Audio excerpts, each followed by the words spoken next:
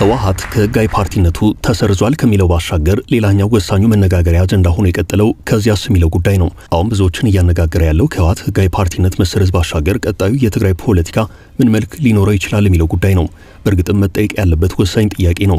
በትግራይ ላለፉት 50 ዓመታት ወይንም ግማሽ ክፍለ ዘመን አድራጊ ፈጣሪ የነበረው ህወሓትና ህወሓት ብቻ ነበርም። አሁን ህወሓት የለም።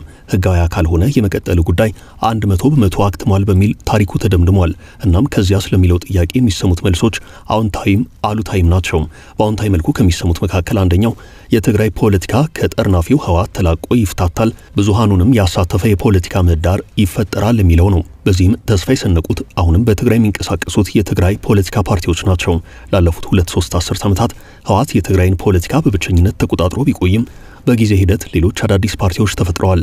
እነዚህ አዳዲስ ፓርቲዎች ትግራይ ተኮር ፓርቲዎች ሲሆኑ አንዳንዶቹ እንደውም ከትግራይ ባለፈ ወደ አውራጃዊነት ወይንም በአካባቢያቸው ላይ ትኩረት ያደርጉ ናቸው። ይህም የትግራይ አንድነት ራሱ በህወሓት የብሔር ፖለቲካ ተጠቂ እንደሆነ ማሳያ ነው። ከተወሰኑ ጊዜያት ወዲህ ከህወሓት ባሻገር አነስተኛ የቆዳ ስፋት ባላት ትግራይ የሚንቀሳቀሱት ፓርቲዎች ከ7 ያላነሱ ሆነው ይታያሉ። አረና፣ ሳልሳይ ወያነ፣ ውድብ ነጻነት ትግራይና ሌሎችም ፓርቲዎች በትግራይ የሚንቀሳቀሱ ፓርቲዎች ናቸው። የህወሓት አለመኖር ለነዚህ ፓርቲዎች አዲስ ምዕራፍን ሊከፍት ይችላል የሚሉ አሉ። ይህም ከህወሓት የተሳሰረውን የትግራይ የዘመናት ቀኖናዊ ፖለቲካ በተወሰነ መጠን ያፍታቷል በማለት የሚሰጡ አስተያየቶች አሉ። ከፓርቲነት የተሰረዘው የህወሓት የቀድሞቹ አመራሮች በእርግጥም አርፈው ይቀመጣሉ የሚለው ሌላኛው ስጋት ነው። ህወሓት ፓርቲ ቢሆንም በሌላ አቅጣጫ ደግሞ የትግራይ ሰራዊትን ከሚሉና በጦርነት ወቅት ከተፈጠረው የታጠቀ ኃይል ጋር የተሳሰረ ግንኙነት ያለው ነው። ይህ ኃይል በፕሪቶሪያው ስምምነት መሰረት ትጥቅ ፈትቶ ወደ ቤተሰቡ ወደ ማህበረሰቡ መቀላቀል ነበረበት። በፌደራሉ መንግስት አማካይነት የተወሰኑት ትጥቅ ሲፈቱ የሚቀሩ አሉ። ህወሓት በፕሪቶሪያው ስምምነት ላይ ሲፈርም ቀደም ብሎ የትግራይ መከላከያ ሰራዊት የሚለውን ቀሪ አድርጎ የህወሓት ተዋጊዎች በሚል ደረጃ እንዲጠሩ ነው የተደረገው። ህወሓት አሁንም የኃይል የትግራይ መጨረሻ ምሽግ ነው በማለት ሲናገር ይሰማል።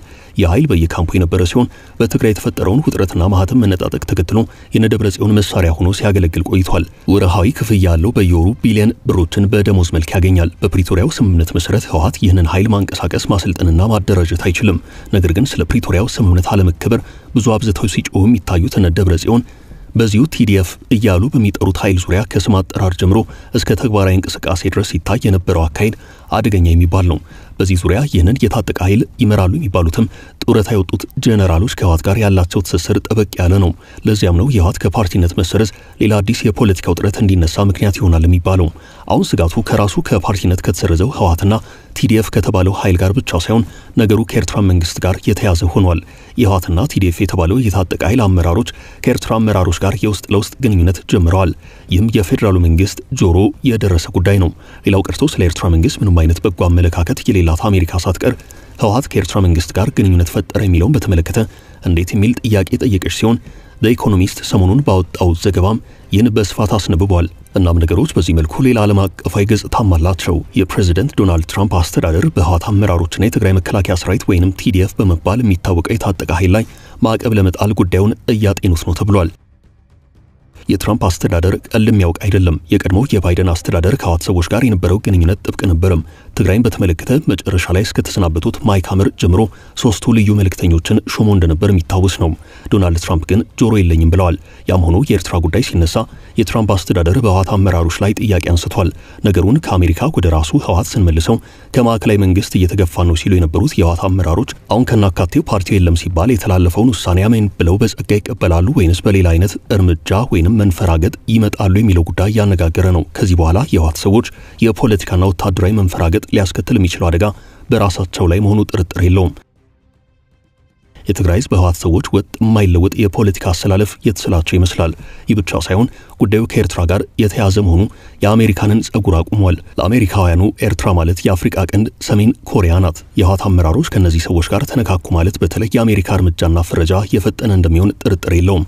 ኢኮኖሚስት አንድ ስማቸውን ያልጠቀሰ የአሜሪካ ከፍተኛ ባለስልጣንን በማውሳት ባሰራጨው በዚሁ ከሳምንታት በፊት በወጣው ዘገባ የትራምፕ አስተዳደር የማዕቀብ ኢላማውን ያነጣጠረው በህወሓት አመራሮችና ቲዲኤፍ በተባለው አካል ላይ መሆኑን ጠቁሟል።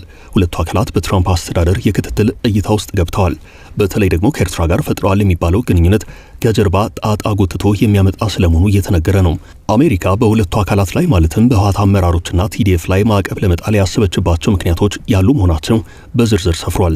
አንደኛውና ዋነኛው እነዚህ ሁለት አካላት በአጠቃላይ የአፍሪካውን ቀንድ ቀጠና ወደ ሌላ ጦርነትና ትርምስ ውስጥ ለመክተት እየተንቀሳቀሱ ነው በሚል ነው። እንደ ዘገባው ከሆነ የዕቀባው ጉዳይ እየታሰበ ያለው እነዚህ ሁለት አካላት ማለትም ህወሓትና ቲዲኤፍ በዚህ መጋቢት ወር በትግራይ ጊዜ አስተዳደር ውስጥ የመፈንቅለ መንግስት እንቅስቃሴ ወይንም ሙከራ ጭምር አድርገዋል በሚል ነው።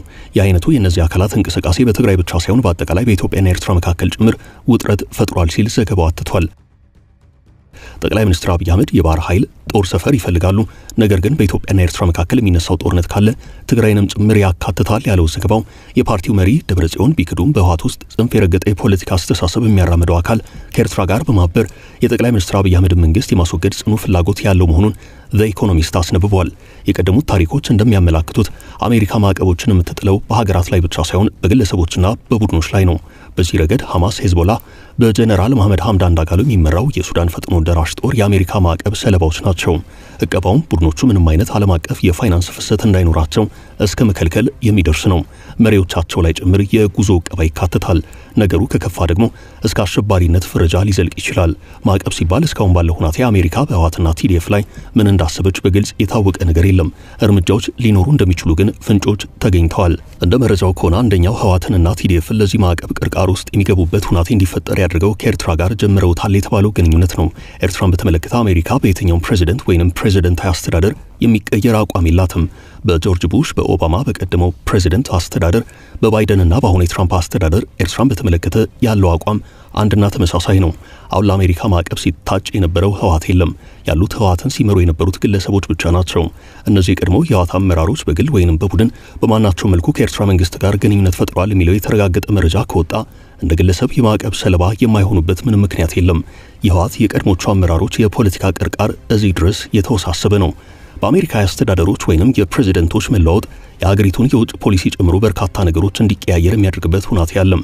ሆኖም ኤርትራን፣ ኢራንን፣ ኪዩባን፣ ሰሜን ኮሪያና ማይንማርን በተመለከተ ግን የሁሉም የአሜሪካ መሪዎችና አስተዳደሮች የውጭ ፖሊሲ አንድና ተመሳሳይ ነው። እናም የደብረጽዮን ቡድን የተወሰኑ የቲዲኤፍ አመራሮች ከኤርትራ መንግስት ጋር የውስጥ ለውስጥ ግንኙነት ጀምረዋል የሚለውን ጉዳይ በተመለከተ ከዚህ ቀደም አፍሪካን ኢንተለጀንስ ያወጣው መረጃ ማስታወስ ይገባል። የአይነቱን ግንኙነት አሜሪካውያኑ እንዲህ በቀላሉ የሚመለከቱት አይደለም። ነገሩን በትኩረትና በጥንቃቄ ከመመልከት ባሻገር ወደ እርምጃ እንገባለን ወደሚለው እንቅስቃሴ የከተታቸው ሆኖም የታየበት ወሳኝ ምክንያት በአሜሪካ ጥቁር መዝገብ ውስጥ ካላቸው ኤርትራ ጋር ተጀምሯል የተባለው ግንኙነት ነው። እስካሁን ባለው ሁኔታ ይህንን ግንኙነት በተመለከተ ኤርትራም ሆነች የደብረጽዮን የህወሓት ሰዎች ደጋግመው እያስተባበሉ ነው። በዚሁ በዘ ኢኮኖሚስት ዘገባ መሰረት ሌላኛው የአሜሪካ ስጋት የኤርትራ መንግስትና የህወሓት ማበር ቀጠናዊ ትርምስን ይፈጥራል የሚለው ጉዳይ ነው። በዘገባው ላይ ሁለቱ ኃይላት አብረው በጠቅላይ ሚኒስትር አብይ አህመድ ላይ የመነሳት ፍላጎት ያላቸው መሆኑ ተመላክቷል። እናም በትራምፕ አስተዳደር በኩል ጉዳዩ ሰፋ ወዳለ ቀጠናዊ ትርምስ ያመራል የሚል ስጋት አለም። ከዚህ ውጭ በአቶ ጌታቸው ላይ የተካሄደው ወከባ ለአሜሪካውያኑ የተመቻቸ ሆኖ አልታየም። አቶ ጌታቸው የህወሓት ሰዎች አሜሪካንን ጨምሮ ሌሎች የምዕራብ ዓለም ሀገራት የሰላና የሰመረ ግንኙነት እንዲኖራቸው በማድረጉ ረገድ የነበራቸው የዲፕሎማሲ ድልድይነት ሚና ቀላል አልነበረም። አሁን እርሳቸው በትግራይ የሉም። ህወሓትም ህጋዊ ሰውነቱ አክትሟል። ከዚህ በኋላ ቀድሞቹ የህወሓት አመራሮች በህወሓት ስም ቢንቀሳቀሱ እንጂ ህወሓት የሚባል ፓርቲ ህጋዊ እውቅና የለውም። መሬት ላይ ያለው እውነታ ይህ ነው። አንድ ድርጅት ህጋዊ አካልነቱን የሚያገኘው በህግ ነው።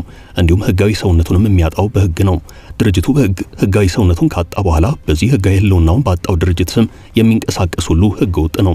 በዚሁ መሰረት የኢትዮጵያ ብሔራዊ ምርጫ ቦርድ ህጋዊ ሰውነቱን ሽሬዋለሁ ባለው ህወሓት ስም ደብረጽዮንም ሆኑ ጓዶቻቸው ቢንቀሳቀሱ ከፌደራሉ መንግስት ጋር ጠቡ የሚጀምረው ያኔ ለመሆኑ ጥርጥር የለውም። ከዚህ ባለፈም ከዚያ ስለሚለው ጥያቄ በሂደት መልስ እየሰጡ ሊሄዱ የሚችሉ በርካታ ጉዳዮች አሉ። በእርግጥ የህወሓት ሰዎች ፓርቲያችንን እናስመልስ ብለው ወደ ፍርድ ቤት ይሄዱ ይሆን? በቀደመው የትጥቅ ትግላችንን እንቀጥላለን ብለውስ ህወሓት ከ50 ዓመታት በፊት ወደ ነበረበት ደደቢት በረሃ ይመለስ ይሆን? ለሁሉም ጊዜ መልስ አለው።